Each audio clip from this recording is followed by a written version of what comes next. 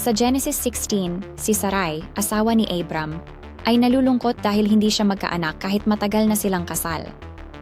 Dahil dito, iminungkahi ni Sarai kay Abram na kunin si Hagar, ang kanilang alilang Ehipsya, upang magkaanak sila sa pamamagitan niya. Sumang-ayon si Abram sa mungkahi ni Sarai at ipinagkaloob si Hagar sa kanya. Nang magdalang tao si Hagar, tumaas ang kanyang tingin kay Sarai at naging mapagmataas siya, kaya't nagalit si Sarai at sinisi si Abram sa nangyari. Dahil sa matinding pakikitungo ni Sarai, tumakas si Hagar patungo sa ilang upang takasan ang kanyang kalungkutan at problema.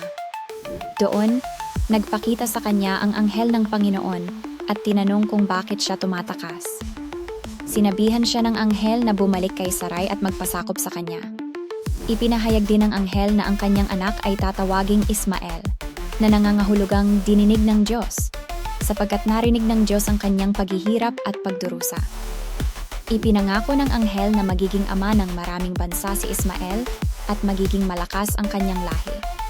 Bumalik si Hagar sa bahay ni Abram at ipinanganak niya si Ismael nang si Abram ay 86 na taong gulang na.